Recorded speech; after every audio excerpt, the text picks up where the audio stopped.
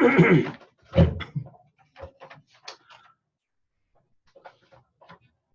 of the things I've been doing is working my way through Hammurabi's Epilogue in an effort to work at Akkadian grammar.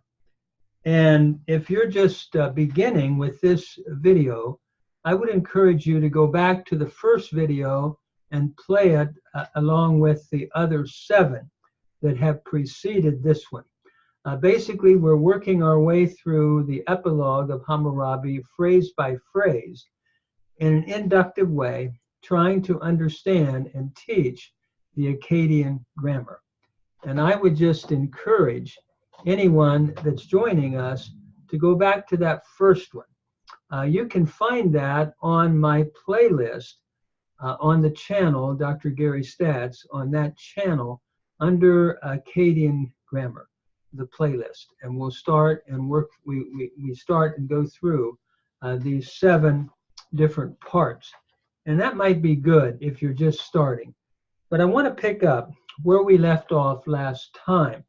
We were looking last time at lines 10 up through 50, in which we have the king Hammurabi saying that if anyone is oppressed or has a cause, he can come before my stele and carefully read it and plead his cause, and he can put his mind at ease.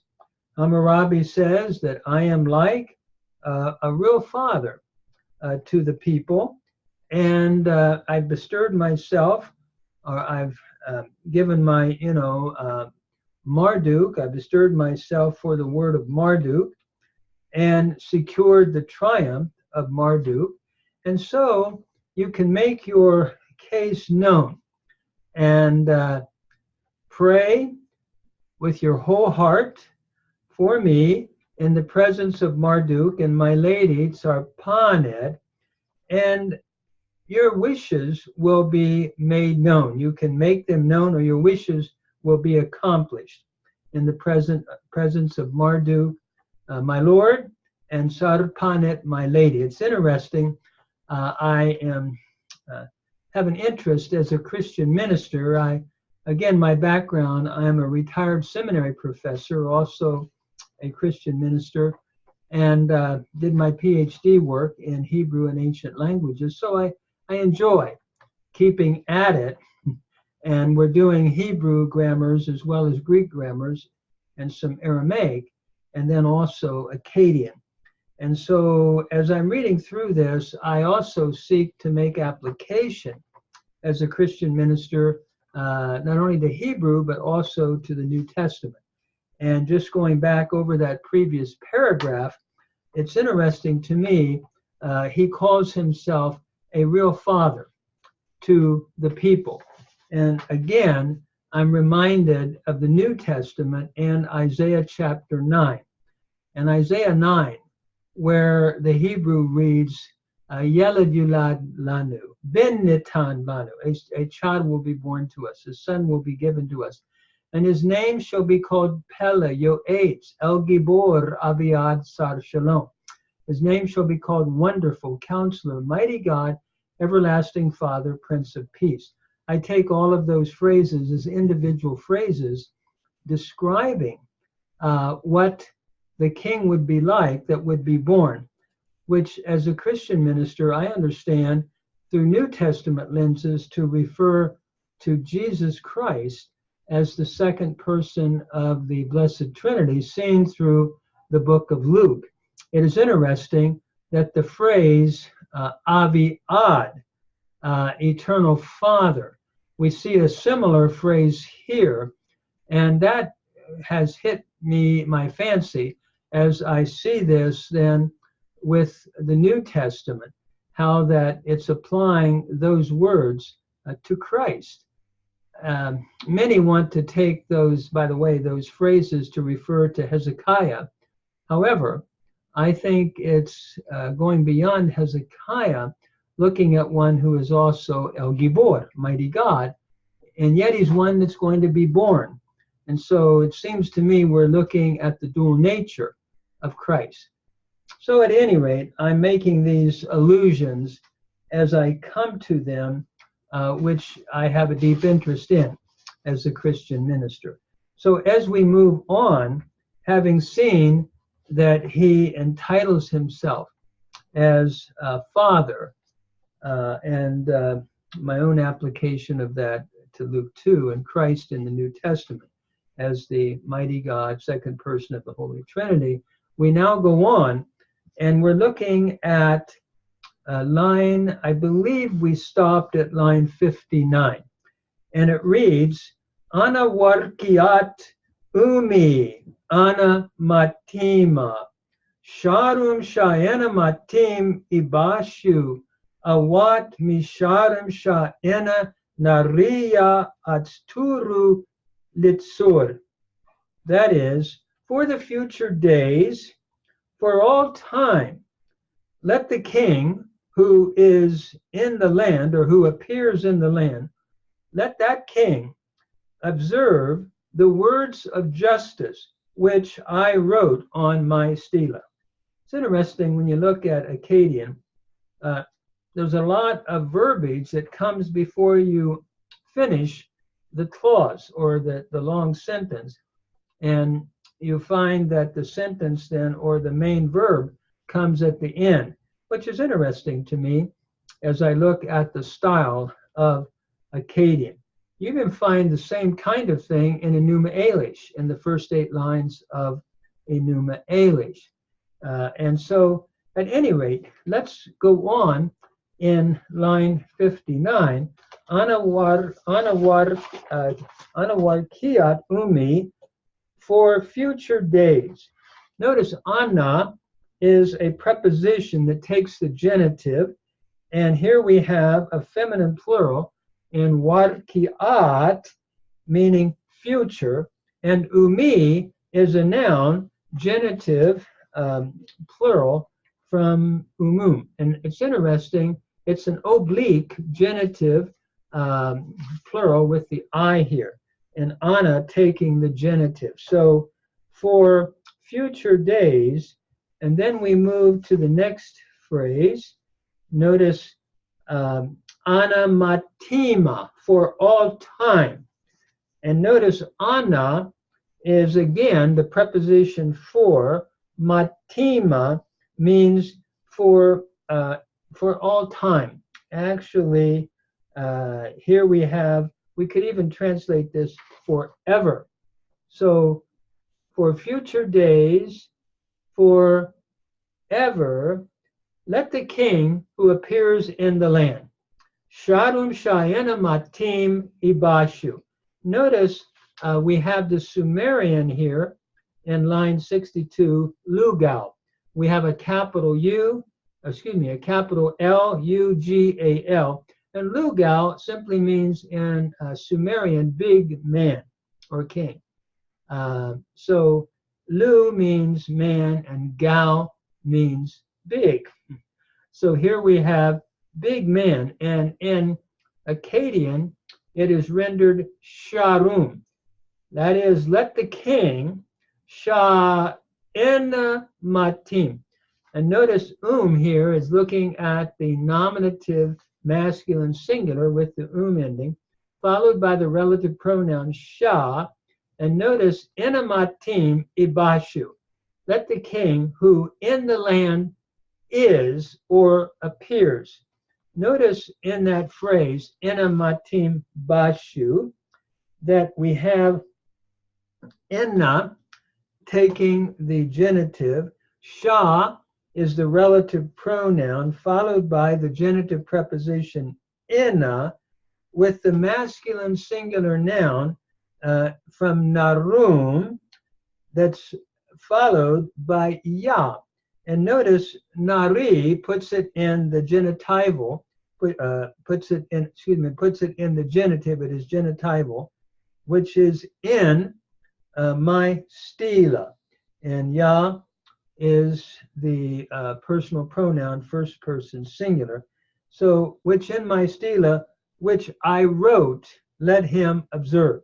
Notice ashturu. Here we have the G subjunctive preterite, first person singular from sataru. And notice here it means to write.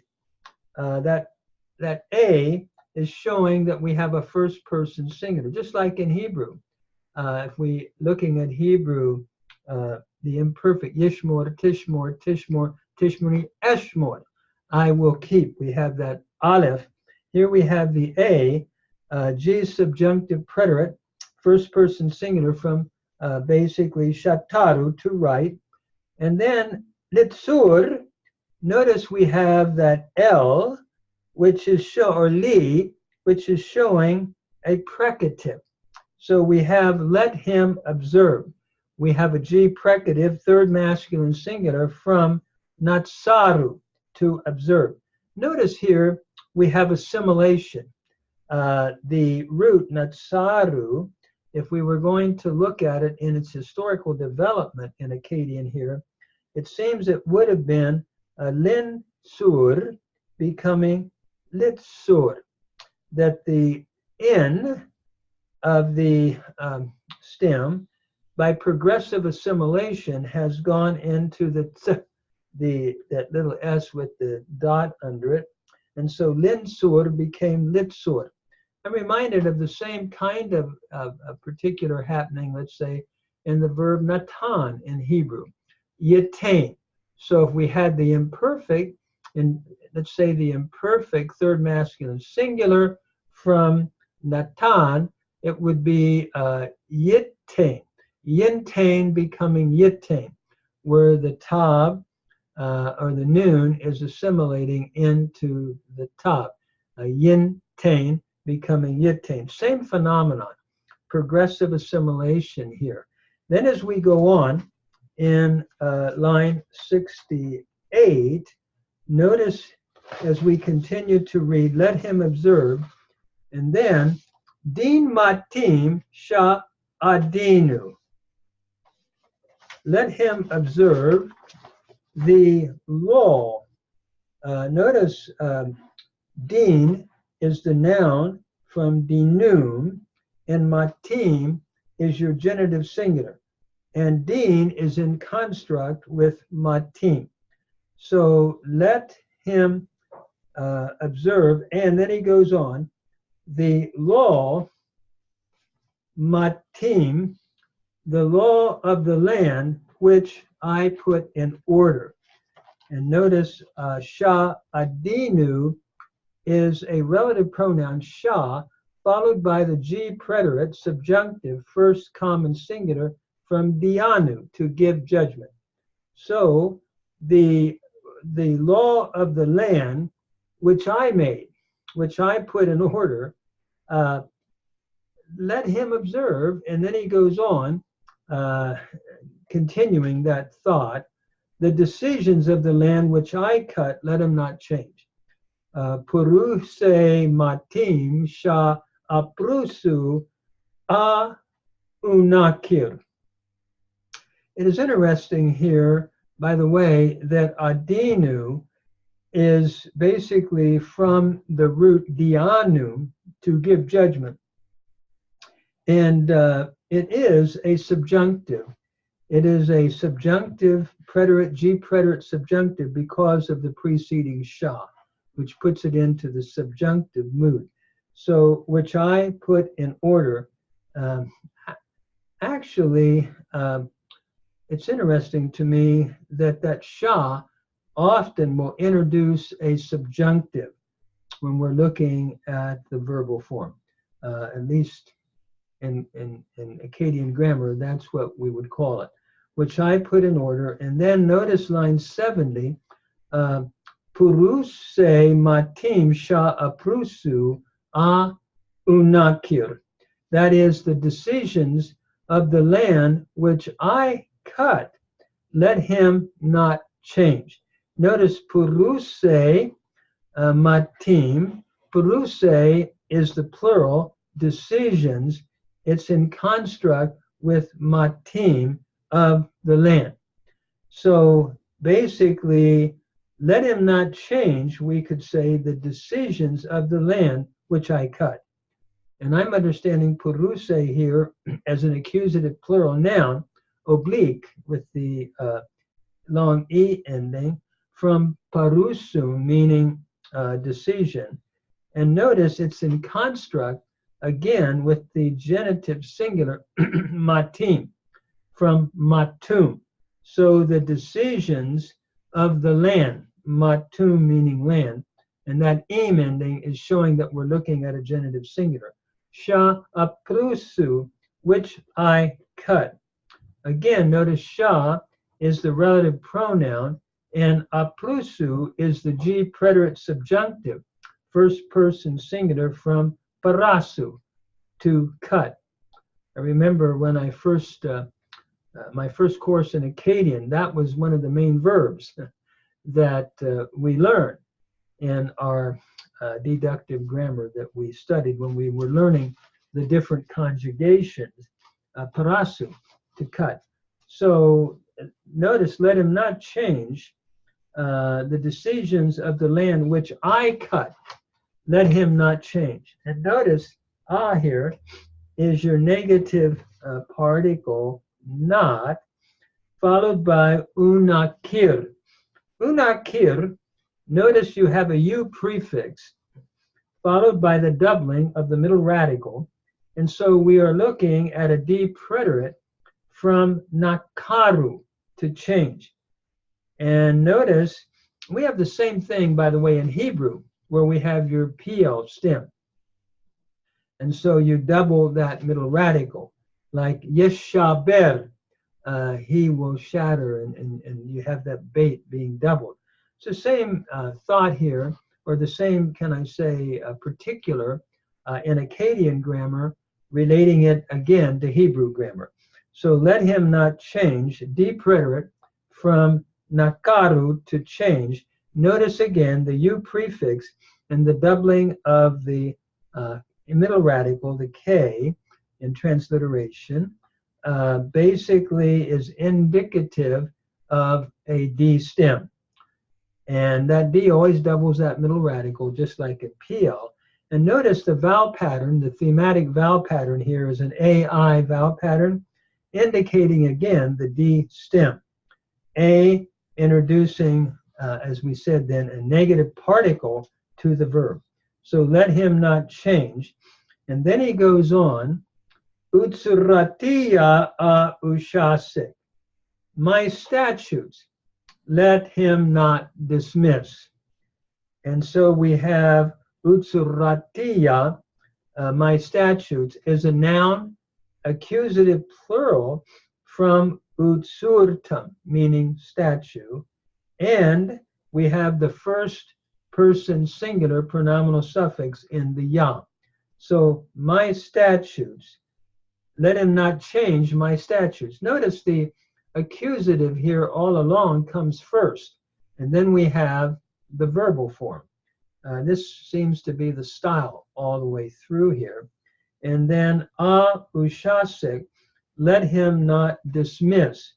And notice here again is your negative particle. Now we have a sheen, ushasik. And this is indicative of the sheen preterite, third masculine singular from nasaku.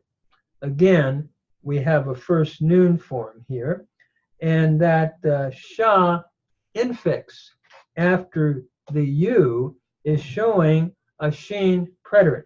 So it's a sheen preterite, third masculine singular from nasaku, to dismiss, again with the negative particle.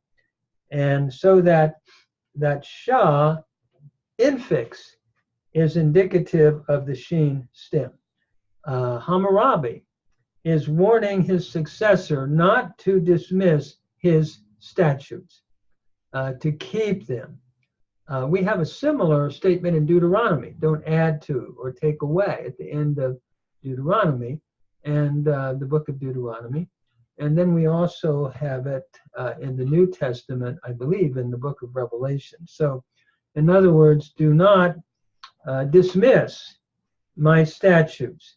And then he continues, Shuma awilam shu tashimtam ishuma masu shu teshuram ili ana awatim sha ina nariya ashturu likuma. That is, if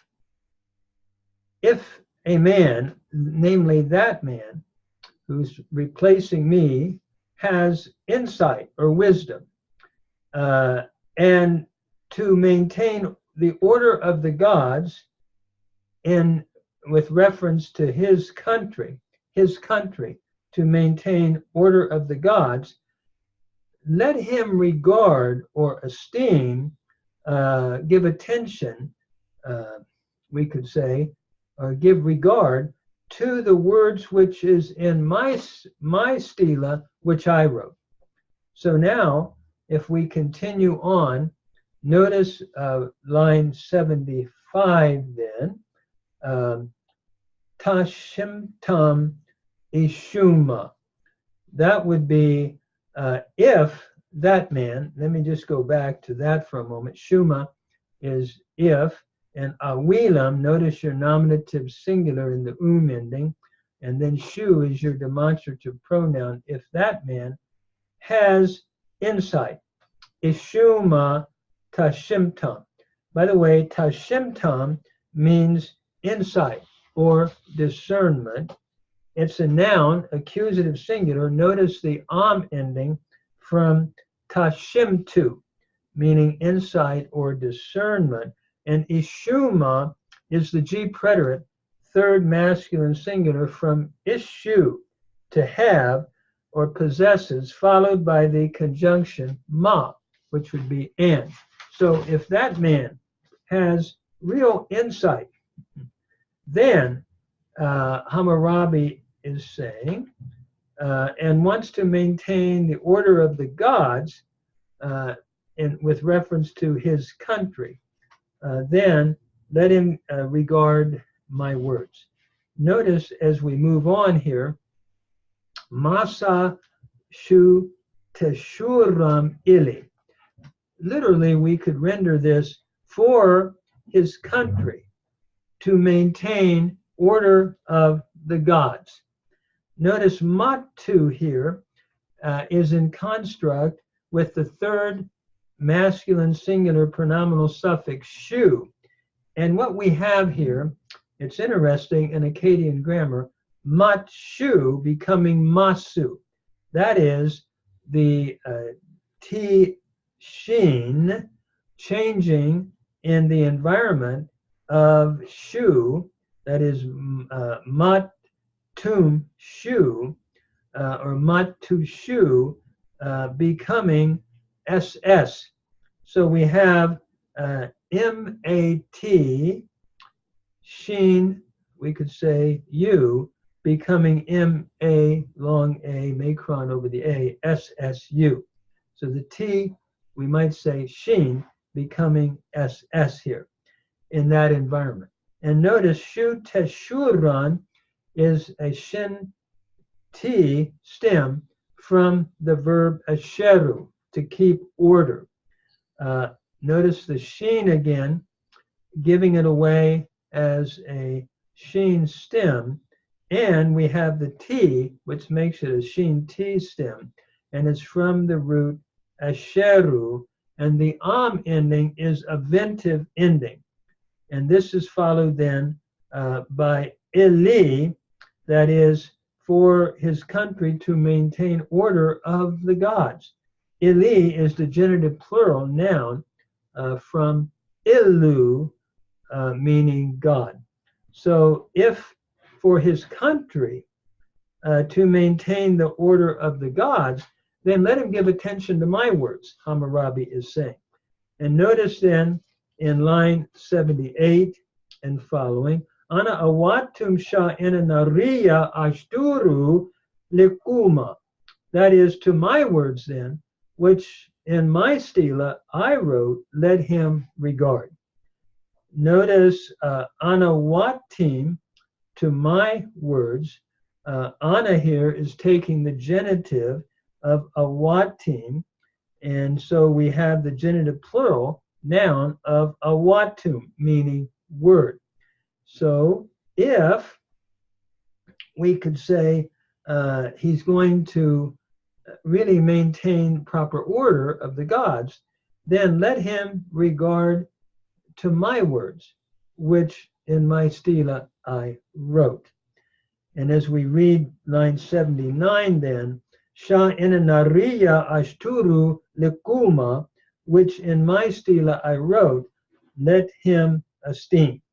Notice Sha is the relative pronoun followed by the preposition henna, enna I should say, taking the genitive of narum, stela.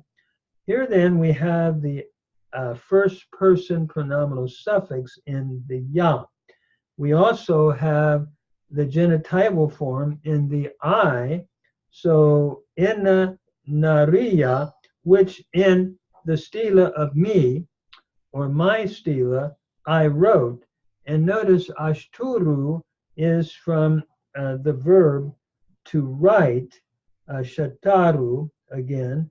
Notice it's a G preterite first, and we could say G preterite subjunctive because it is followed, it is preceded by sha, which I wrote, and it's from shataru, to write. And then we conclude by the final verb, likuma.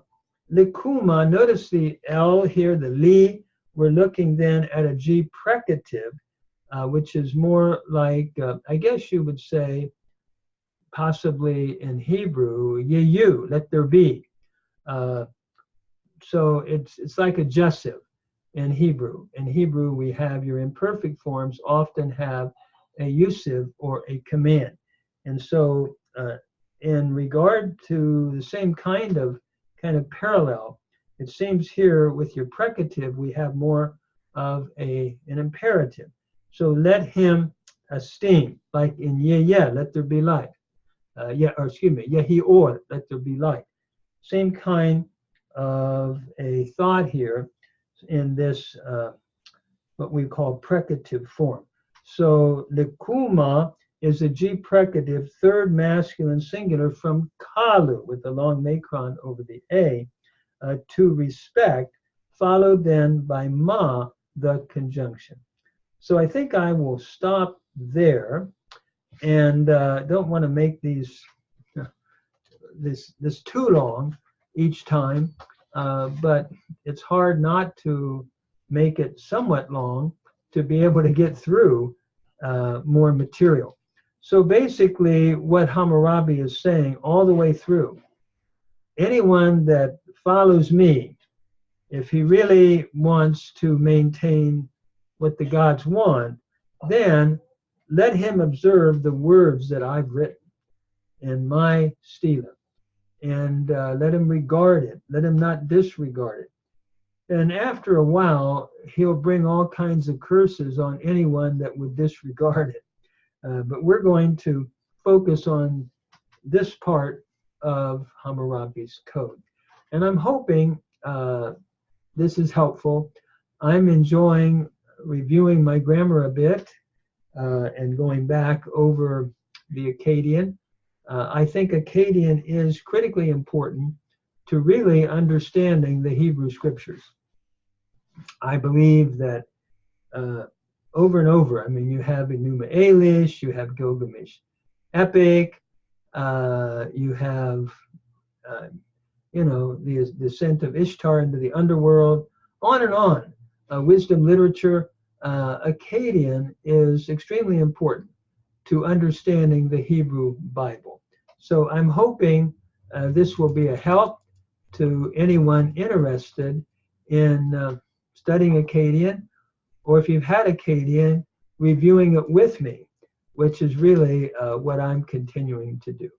So thank you.